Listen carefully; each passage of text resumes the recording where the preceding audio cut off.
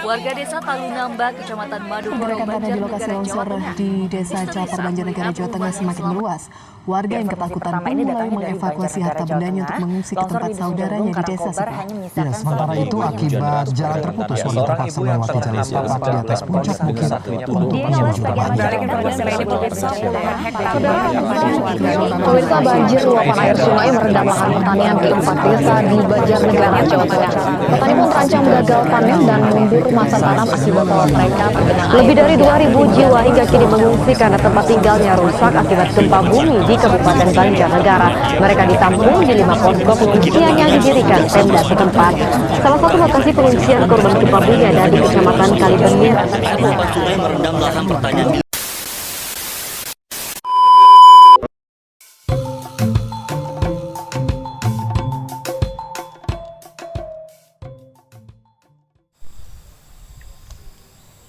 Assalamualaikum warahmatullahi wabarakatuh. Saya Idrus Amanullah, Kepala Bidang Perumahan, Dinas Perumahan, Kawasan Permukiman dan Lingkungan Hidup Kabupaten Banjarnegara, peserta PKA Angkatan ke-6 tahun 2021.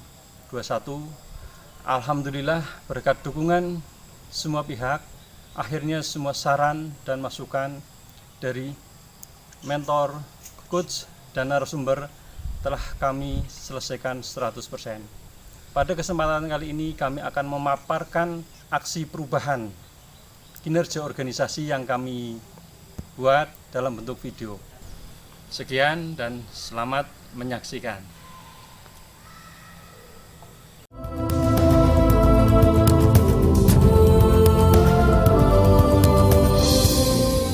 Banjarnegara memiliki luas 106.970.997 hektar yang berbatasan dengan 6 kabupaten, yaitu Kabupaten Pekalongan, Batang, Wonosobo, Kebumen, Banyumas, dan Kabupaten Purbalingga. Banjarnegara memiliki wilayah administrasi yang terbagi menjadi 20 kecamatan, 266 desa, dan 12 kelurahan, dengan jumlah penduduk mencapai 1.170.292 jiwa. Topografi Kabupaten Banjarnegara terdiri dari dataran rendah, dataran tinggi, serta perbukitan. Wilayah ini juga dikelilingi pegunungan aktif maupun tidak aktif. Kondisi ini menjadi potensi kawasan lindung untuk kelestarian tanah dan air. Sumber daya alam yang beraneka ragam, serta hasil bumi pertanian yang melimpah, membuat wilayah Banjarnegara menjadi agrowisata. Banjarnegara merupakan daerah rawan bencana, dengan data 70% masuk dalam zona merah rawan pergerakan tanah. Salah satu bencana hebat yang terjadi adalah longsor di Dusun Jemblung, Desa Sampang, Kecamatan Karangkobar. Lebih dari 100 orang meninggal dunia, puluhan rumah tertimbun, dan kerugian materi mencapai miliaran rupiah. Akhir tahun 2004, Banjarnegara kembali diterjang longsor, 12 kecamatan longsor, dan 600 warga terisolasi. 4 Januari 2006, longsor Banjarnegara terjadi di Desa Cijeruk, Kecamatan Banjarmangu. 77 orang meninggal dunia, 8 hilang, 16 luka-luka, dan lebih dari 500 warga mengungsi. 12 hingga 13 Desember 2014, longsor kembali terjadi di Banjarnegara yang membuat 108 orang meninggal dunia dan ribuan warga mengungsi.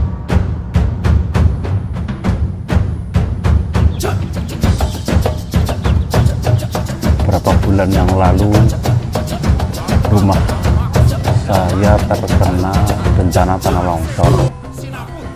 Lebih saking pemerintah, saya dihunikan di Desa Kayuares ini sudah 8 bulan, tapi saya merasa tidak enak, terutama ini yang saya dihuni, rumah kosong juga sudah tua rumahnya.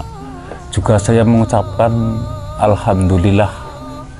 Saya mengharapkan pemerintah segera turun tangan secepatnya, karena saya sudah tidak enak di sini. anak cucu saya sudah lama juga bekerja di luar sana, karena saya tidak malu bercerita. Yang saya harapkan itu bantuan dari pemerintah. Bantuan dari pemerintah juga sedikit telat ya. Saya juga memaklumi karena bencana ini tidak hanya di sini saja. Udah sampun bolong bulan, wonten pengungsian, griyanipun sampun bocor, mboten layak. Kula nyuwun dipun bantu secepatnya. Gambaran hasil pada implementasi terhadap aksi perubahan kinerja organisasi secara singkat dapat kami sampaikan sebagai berikut. 1. Pembentukan tim efektif. Menindaklanjuti arahan mentor, project leader melaksanakan milestone sebagai berikut. Melakukan sosialisasi RAPCO dilanjutkan dengan penyusunan naskah SK dan rincian tugas tim efektif. Tim ini terdiri dari 3 pokja, yaitu pokja administrasi, pokja teknis, dan pokja digitalisasi. Ditetapkan oleh Kepala Dinas Perumahan, Kawasan Permukiman, dan Lingkungan Hidup. 2. Penggalangan dukungan stakeholder. Penyediaan dan rehabilitasi rumah korban bencana melibatkan banyak pihak, banyak kewenangan, dan proses yang panjang. Hal ini mutlak diperlukan dukungan semua pihak. Dari identifikasi ini didapat stakeholder yaitu BPBD, Peperlitbang, BPPKAD, DPUPR, Dinsos P3A, Dispermades PPKB, Dinas Kominfo, dan bagian tata pemerintahan Sekretariat Daerah Kabupaten Banjarnegara. 3. Membangun jejaring kerja stakeholder. 4. Penyusunan SOP penyediaan dan rehabilitasi rumah korban bencana. Persiapan penyusunan SOP dilakukan konsultasi dengan bagian organisasi Setda Kabupaten Banjarnegara pada tanggal 3 Agustus 2021. Konsultasi diterima oleh Ibu Dalmini Esos MSI, Kepala Bagian Organisasi Setda. Saran beliau, perlu disusun peta proses bisnis penyediaan dan rehabilitasi rumah korban bencana. 5. Penyusunan peta proses bisnis penyediaan dan rehabilitasi rumah korban bencana. Tim efektif melaksanakan penyusunan draft peta proses bisnis penyelenggaraan dan rehabilitasi rumah korban bencana yang kemudian dibawa pada rapat koordinasi pembahasan peta proses bisnis. 6. Membangun komitmen bersama stakeholder. Dengan terbangunnya peta proses bisnis, dibutuhkan komitmen melaksanakan aksi perubahan ini. Prosedur yang panjang dan kewenangan yang saling mengait memerlukan komitmen kuat stakeholder untuk melaksanakannya.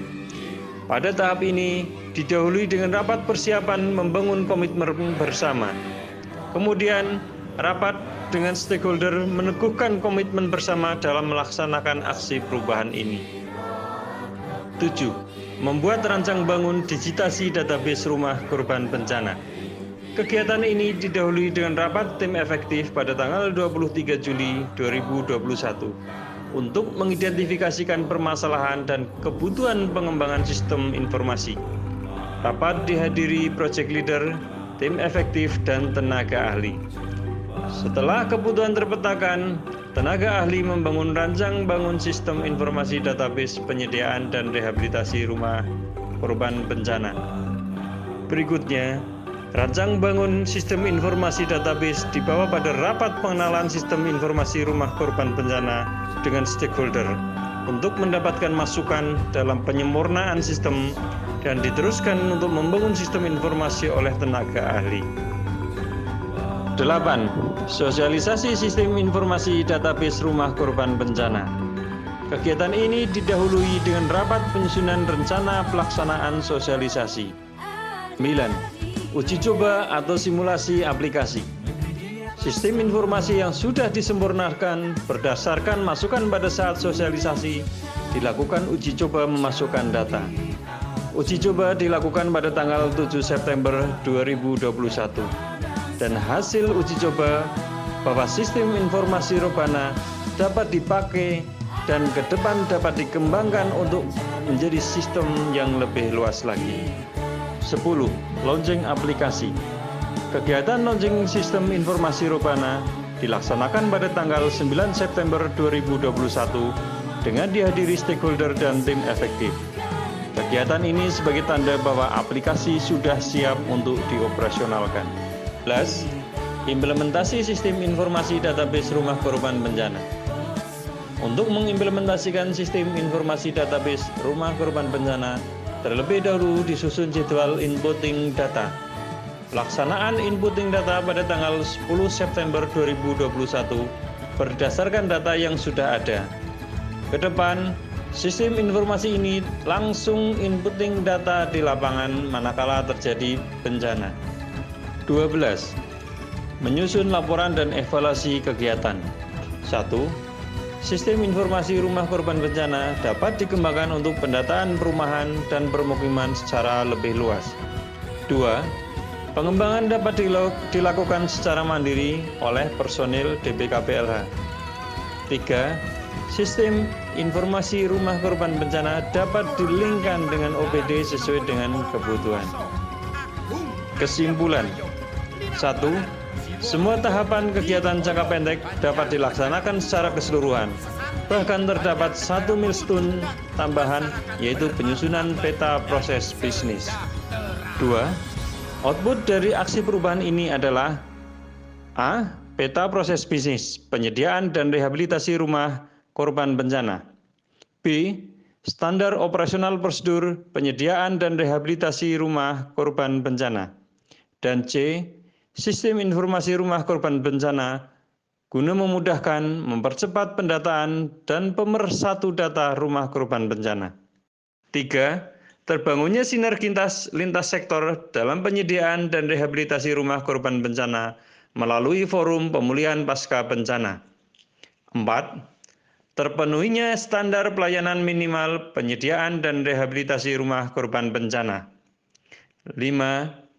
Dengan pencapaian SPM, penyediaan dan rehabilitasi rumah korban bencana, ikut menunjang kinerja DPKPLH Kabupaten Banjarnegara dalam mensukseskan visi dan misi Bupati Banjarnegara periode 2017-2022. Saran agar penyediaan dan rehabilitasi rumah korban bencana menjadi prioritas karena merupakan pemenuhan kebutuhan dasar masyarakat atas papan dan pemenuhan SPM. Bismillahirrahmanirrahim. Assalamualaikum warahmatullahi wabarakatuh. Saya Dr. Andes Sindarto MSI, Sekretaris Daerah Kabupaten Banjarnegara. Saya Muhammad Mulya Permana STMT, Kepala Balai Pelaksana Penyediaan Perumahan Jawa 3, Kementerian PUPR. Saya Dr. Ahmad Setiawan, selaku PRT Dinas Perumahan dan Kawasan Pemukiman dan Lingkungan Hidup di Banjarnegara. Saya Kepala BPPKAD. Saya Yusuf Winarsono, Sarjana Teknik Magister Teknik, selaku Kepala Dinas PIR Kabupaten Banjarnegara. Nama Ayani SH, jabatan Kepala Kantor Pertahanan Kabupaten Banjarnegara, instansi Kantor Pertahanan Kabupaten Banjarnegara. Saya Risud Daryanto, Kepala Pelaksana BPD Kabupaten Banjarnegara. Saya Eko Purwanto, selaku Kepala Desa Bantar, Kecamatan Wanayasa, Kabupaten Banjarnegara. Saya Hartono, Camat Wanayasa. Badan Geologi dengan kewenangannya mendukung aksi perubahan yang dilakukan oleh Saudara Idrus Amanullah ST, Kepala Bidang Perumahan, Dinas Perumahan, Kawasan Pemukiman dan Lingkungan Hidup Kabupaten Banjarnegara.